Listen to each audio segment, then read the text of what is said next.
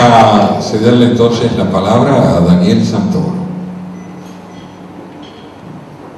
Buenas tardes a todos. Para mí es un honor poder estar aquí, compartir con maestros como Diana y Santiago esta mesa de debate con ustedes, con Luis Cespi y otros familiares de los atentados que para mí son realmente lo ejemplar de esta lucha por la verdad que ya tiene tantos años. La verdad periodística trata de aportar a la verdad filosófica, tratamos de buscar a través de la investigación, enganchándome un poco con este contenido tan profundo que nos transmitió recién Diana. Yo creo que es importante acá renovar el compromiso para seguir investigando este caso, más allá de que dentro de unos meses pase a ser otra noticia más o deje de estar de moda. Yo creo que eso es clave. Nos pasó a los periodistas con el caso de José Luis Cabezas. Ustedes recordarán donde el lema era no se olviden de Cabezas, no se olviden de Nisman, porque lo que viene no es fácil y tampoco es a corto plazo, por más que por este voto de confianza que ustedes han señalado.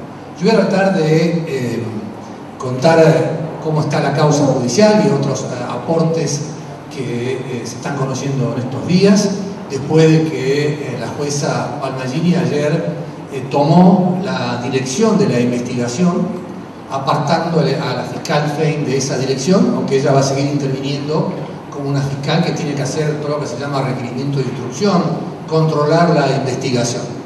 Me parece muy positivo lo que hizo ayer la jueza Palmagini, primero por tomar el control de la investigación. La fiscal Fein tenía una actitud lenta y además, lo dijimos al principio, cuando apenas Nisman falleció, que aquí se necesitaba un equipo de fiscales, un fiscal de dedicación exclusiva. No se podía investigar esto como si fuera un crimen común más. Desgraciadamente el tiempo nos terminó dando la razón a los que pensábamos de esa forma, que había que aplicarle muchos más recursos de los que tiene una fiscalía de instrucción común para esta investigación. ¿Por qué digo que es importante lo de Palmagini? Porque acá ella suma otras cosas, pide que la denuncia por encubrimiento contra la presidenta Cristina Kirchner, esta presidenta que nos contaba ese cuento de hadas y que pasaba de sus cartas de Facebook, cambiaba de posición en 48 horas, que esa denuncia se incorpore a la causa por la muerte dudosa de Nisman. Que también se amplíe el testimonio del ex director general de operaciones de la CIDE, Antonio Estiuso, que realmente sabe mucho más de lo que dijo en su primer testimonio. Que declare Moro Rodríguez, amigo de Nisman y ex PCI, ex espía del ejército, que se investigue si Lagomarsino está vinculado con la comunidad de inteligencia en la Argentina. Porque si no se rompe con los secretos y con los lazos que vinculan a los espías de los distintos organismos que existen en la Argentina, no se va a poder llegar a la verdad. Entonces, estas 49 medidas que tomó la jueza realmente puede llegar a reencauzar la causa y ponerla en la dimensión que realmente tiene, que es una muerte dudosa con un contexto internacional. Yo por eso había preparado una presentación, pero ustedes conocen muchísimo de los antecedentes del tema, son realmente una audiencia muy bien informada. Entonces voy a pasar directamente a esto del tema del contexto internacional, ¿no? La revista Bella, ustedes recordarán, publicó que en base a fuentes off the record, a ex funcionarios del gobierno de Chávez, que Ahmadinejad se reunió con Chávez en el año 2007 y le pidió dos cosas: que se levantaran las alertas rojas sobre los iraníes acusados de ser los autores intelectuales del atentado, y le pidió colaboración con el proyecto nuclear iraní, porque obviamente la Argentina, ustedes lo saben, desde los tiempos del Shah, por pedido de Estados Unidos, fue el padre intelectual del inicio, el arranque del plan nuclear iraní, que en aquellos momentos, en la época del Shah, era con fines pacíficos. ¿Y por qué digo que esto es importante? Porque, como decía recién Diana, que hablaba de esto del negocio de intercambiar granos por petróleo, en su denuncia por encubrimiento, 3 veces Nisman habla de otras motivaciones. Porque se preguntaba, ¿cuál es el móvil de esta impunidad, de este encubrimiento a favor de los iraníes, haciendo un giro de 180 grados con respecto a la continuidad que habían tenido todos los presidentes, incluso Néstor Kirchner, hasta el año 2013. Entonces dice el intercambio de granos por petróleo y habla de otras motivaciones. Y la fuente, esto se lo cuento a ustedes off the record, la fuente de la revista Bella es el ex jefe de la custodia de Chávez, y otro de las fuentes es el ex vicepresidente del Banco de Desarrollo Social de Venezuela, el que manejó el fideicomiso con Argentina. Los dos, entre otros exfuncionarios chavistas, ahora están como testigos protegidos de la DEA en Washington para declarar en un juicio contra Diosdado Cabello, el número 2 del chavismo en Venezuela, el presidente de la Asamblea de Venezuela. Y aquí sí entonces está la visión de una jueza y pues, el resto de los estamentos judiciales de darse cuenta que el testimonio, una vez que se produzca el testimonio en una fiscalía de Nueva York de estos exfuncionarios chavistas, se los une, se los cite a declarar acá, porque tiene que ver con esto del interés iraní por el desarrollo nuclear y tecnológico de Argentina. Voy a hacer una rápida diferencia tecnológica para ver a qué nos referimos frente a esta posibilidad de lo que estaba atrás también escondido, era la cooperación nuclear argentina.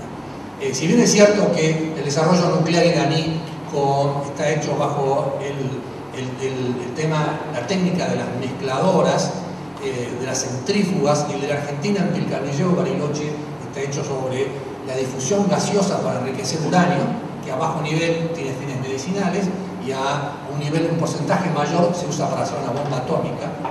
La hipótesis que lo que quería el presidente iraní en ese momento era pasar a la tecnología de las bombas modernas que son con plutonio.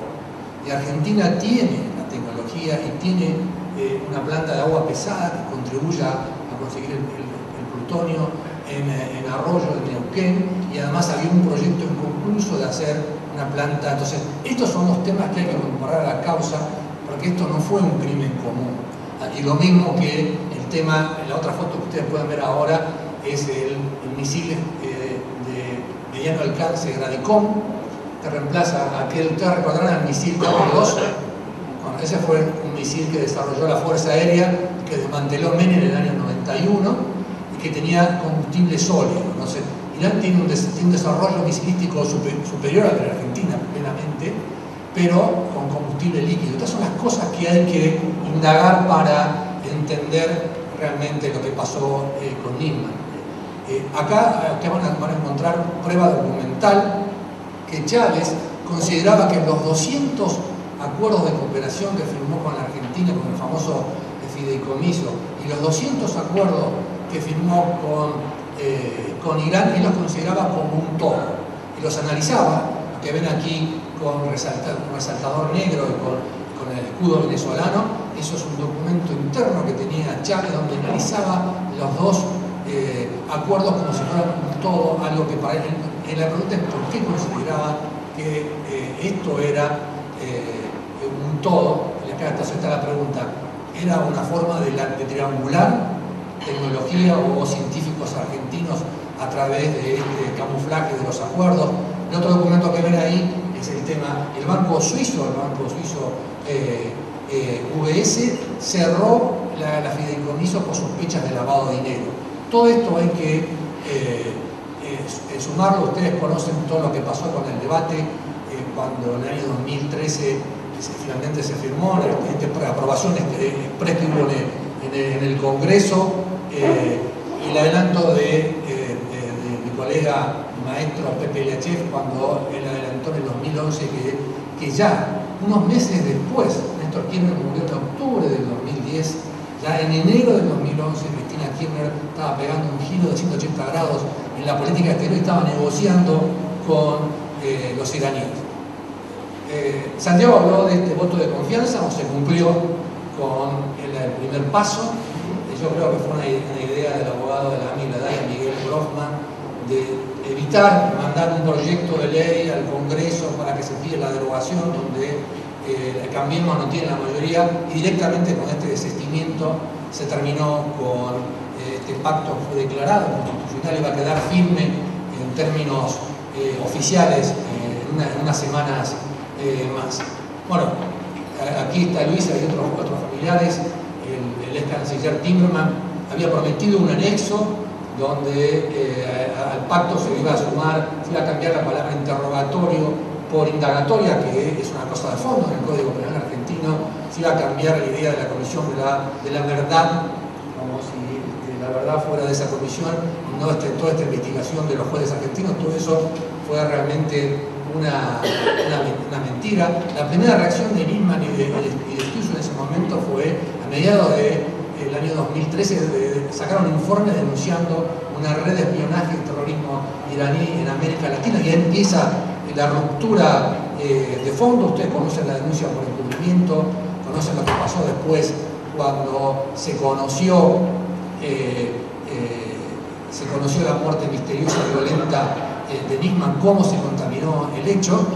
Acá hay otro tema que Palmagini realmente ahora va a investigar, que es una información que publiqué en Clarín hace 3 domingos atrás y que ya está en la causa judicial, que es el domingo 18 de enero a las 11 de la mañana ya empiezan intercambios de llamadas telefónicas entre Stiuso y Pocino, que en la interna ya nos hemos hecho expertos en las internas de los espías argentinos, ¿no? Pocino, que respondía a la línea de Garré, Milani, y Stiuso, que correspondía a la línea tradicional de la CIA, eran enemigos. Sin embargo, ese domingo ya empezaban a hablar entre ellos, también con Massino, que era el director de análisis interior de la CIA, y con Milani. ¿Por qué Pocino habló con Milani ese domingo cuando ningún argentino sabía que había pasado algo por el fiscal? Recién a las 10:30, después de esas 11 horas de llevar a la madre de Nisman dando vueltas a una casa que no encontraban la llave, se pudo comprobar la muerte violenta del fiscal, y una después también Patcher, desde su Twitter, este periodista de Buenos Aires Herald, nos informó a todos los argentinos que había algo raro. Y sin embargo, ya 10 horas antes había intercambios telefónicos entre estos personajes. Bueno, además del cuento de hadas de Cristina, con Nicolás Braiñaski en Clarín publicamos que Nisman había pedido no solamente llamar a indagatoria a la presidenta, sino su detención, la detención de la presidenta, del ex canciller Timmermans, y todo eso estaba en un documento guardado que él había roto y había tirado a su tacho de basura. Capitanich se recordó, insultó a toda mi familia, a toda la familia de Nicolás Braiñaski, y la fiscal Fein en ese momento también lo apoyó, pero eso está en la causa judicial.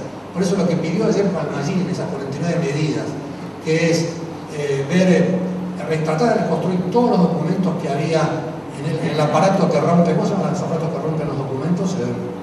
El Alzheimer, el triturador. Tratar de ver si con el triturador se pueden encontrar más pruebas o indicios de qué pasó ese domingo 18. Me parece una medida acertada, como hacer una planimetría que todavía no se hizo, después de 11 meses, de todas las puertas y todas las ventanas que tiene el piso del departamento Le Parc. Este documento es realmente importante y clave, que tiene que ver con lo de la memoria de Nisman. Nisman podría haber estado hoy vivo, jubilado, retirado, acordado con el gobierno, y no lo hizo. Y esto demuestra que Stiuso lo dejó solo, lo abandonó.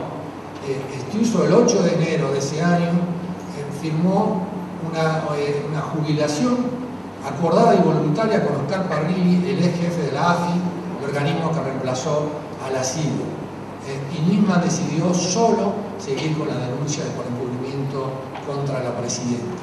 No llegó a ningún tipo de acuerdo. Si ustedes ven este documento, que está no en la causa de la muerte fiscal, sino en la causa de Casanero, que se investiga por enriquecimiento ilícito a Estiuso, acá informó oficialmente Parrilli que Estiuso el 8 de enero había tenido una salida por un lecho de rosas. El resto de su equipo fue pasado a disponibilidad, incluso un espía llamado Patricio, que era el jefe de la base de la CIA en Ezeiza, se le abrió un sumario, pero en cambio Estiuso tuvo esa acordación y él lo único que pidió era no me procesen.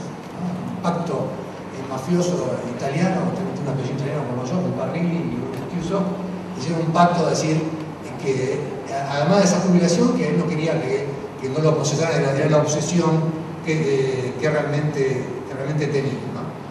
Ustedes casi conocen todo el tema de las dudas que señalaba Diana con esta figura del fiscal contorsionista, este debate en cuanto a los peritajes que todavía uno se terminaron, sobre todo para mí los más importantes, que son los tecnológicos.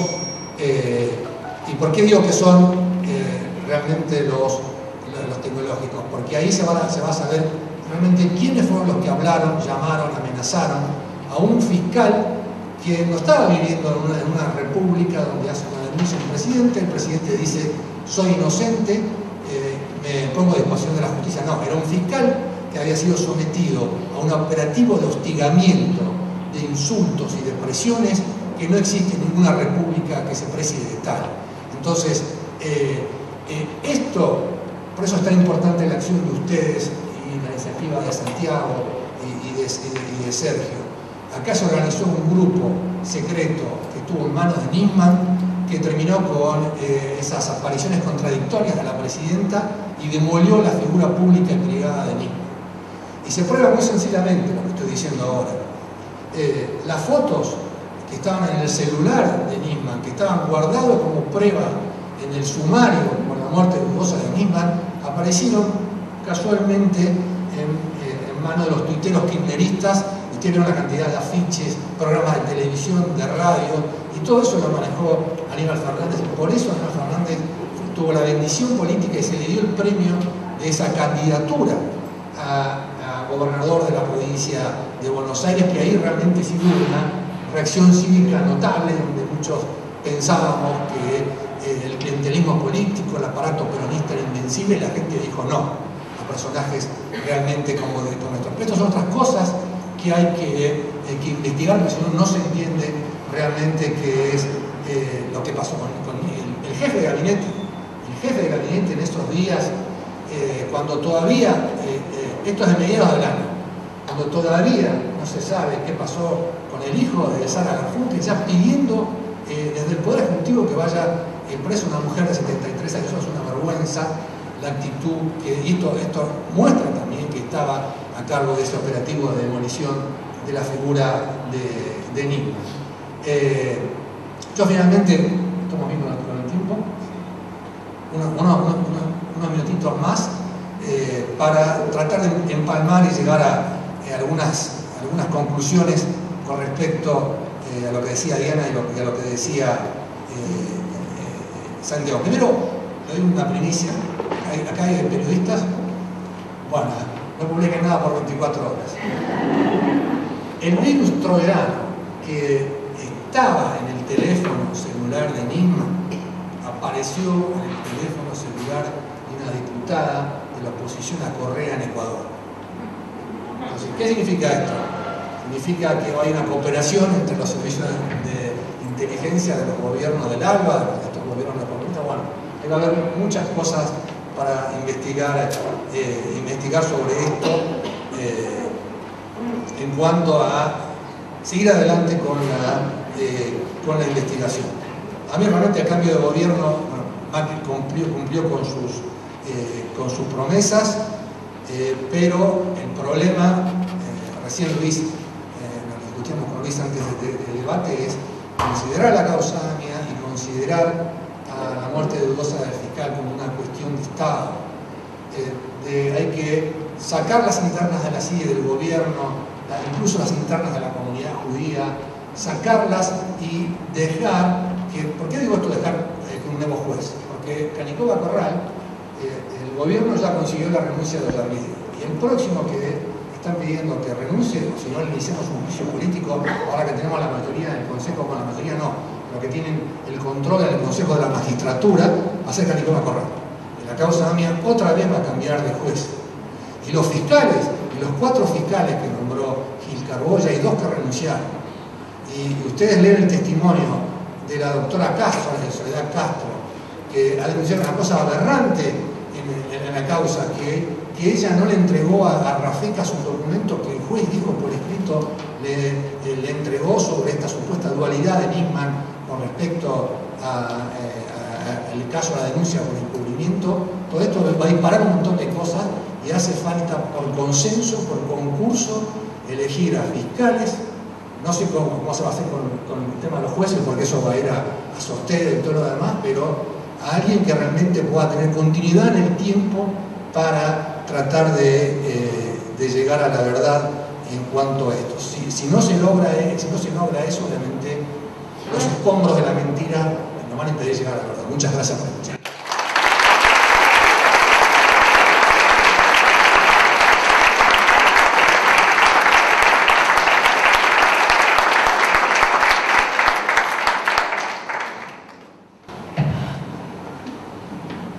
No podía sino terminar así este ciclo de reuniones, con una cabal caracterización de lo complejo,